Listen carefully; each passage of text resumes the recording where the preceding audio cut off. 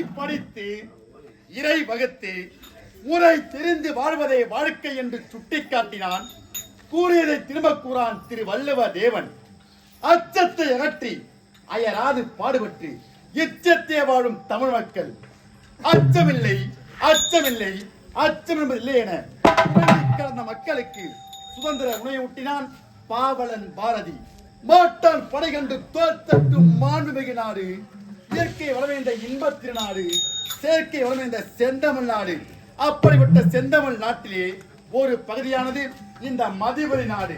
இந்த மதிவெளி நாட்டிலே நாட்டிற்கும் நாட்டு மக்களுக்கும் எந்த குறையும் இல்லாமல் ஆட்சி புரிந்து வரக்கூடிய விஜயமூர்த்தி என்னும் மன்னனுக்கு மகனாக பிறந்து ஆதித்யன் சீரும் சிறப்புடன் வாழ்ந்து வருகின்றேன். ஆமாம், அயல் நாடு செல்ல வேண்டும் என்று என் தந்தையிடம் உரைத்தேன். என் தந்தையோ பொன்னும் பொருளும் கொடுத்து அயல் நாட்டிற்கு அனுப்பி வைத்தார். அயல் நாடு முழுவதையும் சுற்றி பார்த்து விட்டு கடைசியாக வந்திருந்தேன் வேங்கி நாடு.